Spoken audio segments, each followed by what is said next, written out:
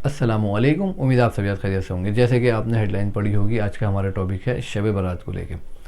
देखिए, शब बारात मनाना ना मनाना वो आपके ऊपर है, आप मनाइए ना मनाइए, लेकिन इतना समझ लीजिए कि शब बारात ने रमज़ान में जो शब कद्र आती हैं उनकी वैल्यू कम कर दी है।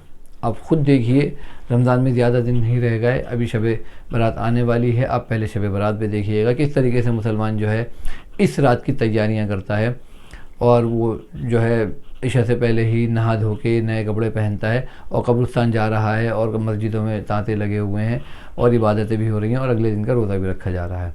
इस रात को लोगों ने इतना फजीलत वाला समझ लिया। इसके आगे जब हम रमज़ान की जो रातें अल्लाह ने कुरान शरीफ में ज़िक्र करा है, ख़ास तौर पे उसके लिए सूरत उतारी, इन्ना अंज़लनाहु फ़ी लैलतिल क़द्र।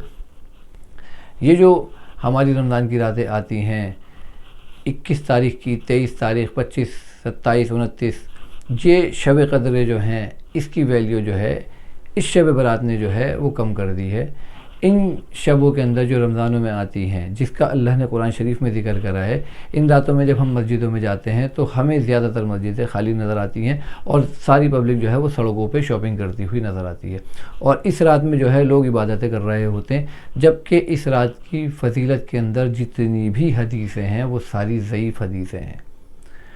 इसमें जो अल्लाह के नबी का कब्रिस्तान जाना ज़िक्र आता है वो भी एक ज़ईफ़ हदीस है, और अगरचे हम उसको सही मान भी लेते हैं तो भी अल्लाह के नबी का सिर्फ ज़िंदगी में एक बार कब्रिस्तान जाना उस हदीस से पता चलता है, और उसके बाद किसी सहाबा का ये अमल हमें नहीं दिखता किसी हदीस की किताब में कि सहाबा इकराम जो है अल्लाह के नबी के बाद इस रात में कब्रिस्तान जाया करते हों।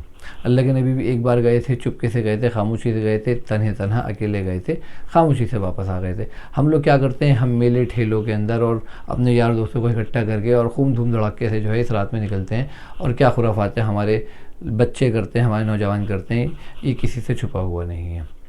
और इस रात के अंदर एक और अजीब तरह की बिदअत जो है माशरे में राइज है। इस रात के आने से पहले, यानी शब बारात के आने से पहले पम्फलेट बंटना शुरू हो जाते हैं। औरतें पता नहीं कौन कौन से पंसूरे और किताबें निकाल के उसमें इस रात की फजीलत के मुतालिक नमाज़ें बता रही होती हैं कि इस नमाज में इस रात के अंदर ये नमाज़ें पढ़नी है, इस सूरत के साथ इस सूरत को मिलाना है, इतनी इतनी बार ये सूरतें पढ़नी है। ये सब जो है गुनाह के काम हैं, ये सब बिदअतें हैं। और जो है लोग सलातुल तस्बीह की नमाज़ें जो है जमात के साथ पढ़ रहे होते हैं, ये भी बिदअत है। बहुत सारी खुराफातें जो है हमारे माशरे में शब बारात को लेके चल पड़ी हैं। देखिए, जितनी भी माशरे में शब बारात को लेके बातें हैं, ना तो ये रात जो है वो ऐसी है कि इसमें नामा अमाल अल्लाह के सामने पेश होते हों, और ना ही ये रात ऐसी है कि इसके अंदर कुरान शरीफ का नुज़ूल हुआ हो। पूरी तहकीक के साथ मैं आपसे ये बात कह रहा हूँ, आप जो है किसी आलिम से जाके तस्दीक कर सकते हैं। नामा अमाल हमारे कई मौक़ों पर अल्लाह के सामने पेश होते हैं। सुबह फजर के बाद जो फरिश्ते आते हैं और असर के बाद जो जाते हैं वो भी जो है हमारे नामा अमाल लिख के लेके जाते हैं, और हफ्ते में भी और पीर वाले दिन भी अल्लाह के सामने जो है हमारे नामा अमाल पेश होते हैं। और रमज़ान में भी जो अल्लाह ताला ने कुरान शरीफ में ख़ास तौर पर फरमाया है, ये जो हमारी रमज़ान में रातें आती हैं शब कद्र, इनमें जो है वो हमारे नामा अमाल अल्लाह के सामने पेश होते हैं। बहुत सारे मौक़ों पे हमारे अमाल अल्लाह के सामने पेश होते हैं, लेकिन ये बात कि जी इस रात में जो है पेड़ों से पत्ते झड़ते हैं और नए पत्ते आते हैं, ये सब लोगों की बनाई हुई बातें हैं, इसका इस्लाम से कोई ताल्लुक़ नहीं है। कोशिश करें जो दीन में हमें बताया गया अल्लाह के नबी की तरफ से हम उतना अमल करें। हम अगर इशा की नमाज़ पढ़ के जब बाजमात सो जाते हैं और सुबह फजर की नमाज़ बाजमात पढ़ लेते हैं तो भी हमारा जो है ये अमल पूरी रात इबादत में लिखा जाएगा। और रही बात अल्लाह से दुआ कबूल करवाने की, तो अपने पिछली वीडियो में भी आपको बता चुका हूँ कि अल्लाह ताला रोज़ दुनियावी आसमान पर अपनी शान के मुताबिक आता है और कहता है कि भाई है कोई मुझसे मांगने वाला।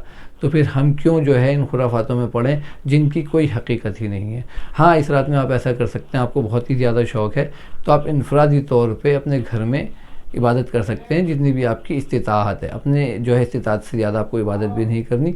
और रही बात रोज़ा रखने की, तो आपको खाली इस दिन, इस रात के जो अगले दिन रोज़ा रखते हैं, खाली ये दिन नहीं रखिए आप रोज़ा, आप 13, 14, 15 इन तीनों तारीख़ों का रोज़ा रखिए। और ख़ाली इस महीने नहीं रखिए, आप हर महीने रखिए, क्योंकि अल्लाह के नबी का ये मामूल था कि अल्लाह के नबी जो है महीने के 3 रोज़े रखा करते थे। आप ये 3 रोज़े 13, 14, 15 को भी रख सकते हैं, और इसके अलावा आप पूरे महीने में किसी भी वक्त किसी भी दिन ये 3 रोज़े एक साथ आप रख सकते हैं आगे पीछे करके। उम्मीद है आपको मेरी बात समझ में आ गई होगी। इन खुराफाती चीज़ों से बचें और इस्लाम को समझें, इस्लाम को समझ के अमल करें, ना कि सिर्फ अपने बाप दादा के दीन पर हम चले जाएं। और हम किस जगह जाएंगे जब अल्लाह के नबी हौज़ कौसर पे लोगों को पानी पिला रहे होंगे, क्या पता कि फ़रिश्ते हम लोगों को वहाँ जाने से रोक दें। और जब अल्लाह के नबी कहें कि अरे इनको आने दो, ये तो मेरी उम्मत है, जिसका मफ़हूम है कि अल्लाह के नबी फरमाएंगे ये तो मेरे असहाब हैं, इनको आने दो, तो फ़रिश्ते रोक देंगे कि अल्लाह के नबी इन्होंने जो है दुनिया में दीन को बिगाड़ दिया था। तो अल्लाह के नबी भी फ़रिश्तों से कह देंगे इनको हटा दो मेरी नज़रों के सामने से। तो कोशिश करें कि दीन को सीख के समझ के फिर उसके ऊपर अमल करें, ना कि जो खुराफातें पिछले ज़मानों से चली आ रही हैं उन खुराफातों को आगे बढ़ाते रहें और अपनी नए नस्लों में भी हम वो खुराफातें चलाते रहें। उम्मीद है मेरी वीडियो आपको अच्छी लगी होगी। मेरी वीडियो आपको अच्छी लगे तो इसको लाइक करिए, सब्सक्राइब करिए और सब अपनी नज़र शेयर करिए।